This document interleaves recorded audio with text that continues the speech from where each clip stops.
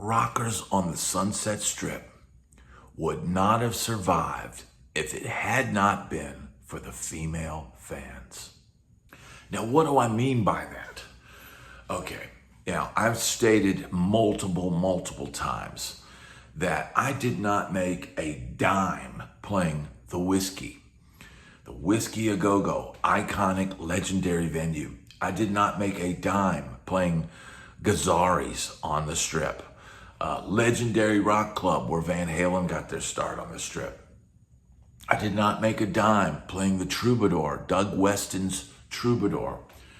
I did not make a dime playing the Coconut Teaser on the Sunset Strip.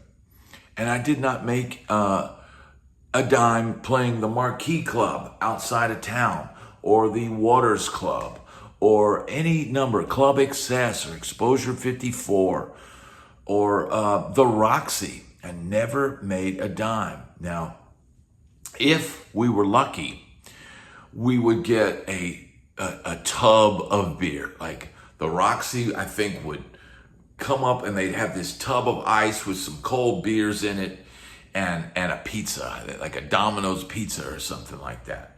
And they would bring that backstage, and you just thought that was just the greatest thing in the world, being up in that little cubby hole, dressing room they have there. That would be the greatest thing in the world. Is, oh my God, we've got these beers, and everybody's just grabbing beers, and then of course the hangers-on are all sauntering upstairs, and they're wanting their beer. We did not make a dime playing these clubs. And, I worked a day job. I had a job when I joined the Sunset Strip Band.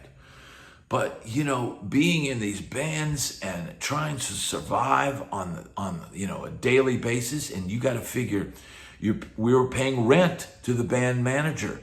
So even though, he was getting whatever money was coming in to help pay for the rehearsal facility, well, for our living facility, we were paying rent and we were paying phone bills. And me being from the, Virginia, the East Coast, calling home was very expensive back then. It would be nothing to have a $200 phone bill or a $300 phone bill. So, we were paying rent to our band manager. Now, rent was not expensive. Usually a phone bill would be more expensive than rent. But I quickly learned when I joined my first Sunset Strip Band, the singer had his little palace in the garage, and he had snakes, and it was like, snakes and lizards and blue lights, and it's this giant king size bed in there, and he had rugs all over the walls, and he kind of took me under his wing, because I was just a kid from Virginia. I didn't know what was going on, and I'm like, how do you navigate this stuff? How do we what is this scene? And he was, Jamie didn't work. Jamie would, sit in his room and he'd work his phone, is what he would do. And, he had a long list. He had, created this long list of, girls that he could call and say, hey, can you help me out right now? We've got a big show on Friday, and I need to get my hair colored, or, hey, I need to eat better this week. Can you take me out to lunch today? And he would, they would take him out to lunch, or they'd take him out to dinner, and he'd come back, and sometimes he'd say, hey, I got some extra rolls. You guys want some rolls? And it's like, yeah, and the same thing with, phone bills. He goes, hey man, you're going to need a phone. Let me know what name you want me to hook it up in. And he said, give me $20 and I'll hook you up a phone. So he would do some rigmarole, with the phone company, and here, all of a sudden you'd be getting this phone bill with this weird name on it, whatever. And I was like, whatever. So, it was like, kind of like learning the ropes, and you're in this band, and, you start to realize you're not making enough money to get this band off the ground and have the gear you need to have, and and all this, and you just be scraping by. So yeah, you would meet girls, and they'd say, hey, you probably want to get away from LA for the weekend. Why don't you come down? I'll cook you some home cooked food. You can hang out, and all this. And you'd be like, absolutely. So I had friends that I would go down, I'd drive, put $5 in my tank or whatever, and drive an hour south, and, go stay at a girl's place, and she would cook food, and, it'd be like, and it would be no strings attached, Now, it was part of that thing where people want to hang out with somebody. They want to say, oh, I'm friends with this band or that band. Now, certainly in some cases, people would maybe sleep with these people that, would invite them down for a weekend or whatever. But, it wasn't like obligatory. It wasn't like you were pimping yourself out to just random girls, and the thing was, and I quickly learned, and I think Jamie may even said, if you sleep with them, it'll go south. It'll go south. So you're better off just staying friends. And, some of those people I'm still friends with today, and never took advantage of it. If someone said, hey, I'm doing better than you right now, I'll take you to lunch. That's kind of like a friendship thing. Now, there were times, though, where these people, these girls would come by the house and, hey, what are you doing today? And they'd just be bored. They're just bored with their lives, and go, hey, or they'll call ahead of time, or just show up at the house and go, I'm bored. What you want to do something? And I go, yeah, I'm really hungry. I'll buy you something to eat. That kind of thing. And but then there would be times where there would be girls that had tons of disposable income. We're talking dancers. Now, there's something about girls that work in dance clubs, strippers they call them back in the day.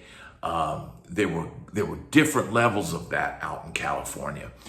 And, there were go-go dancers. Now, the go-go dancers there's these little kind of like beer bar spots out deep in the valley. And I would call them go-go bars. There weren't that many of them left. When I was out there, it's the late 80s, early 90s. But there were a few. And there were girls that worked in these go-go bars. And the go-go bars would have, cheap draft beer. You could get a pitcher for $5. It was free admission. You go in, there's girls dancing on stage, and I believe they were clothed. I believe it was like a bikini bar type thing. And, these girls would work in these places. There were girls that worked in the strip clubs.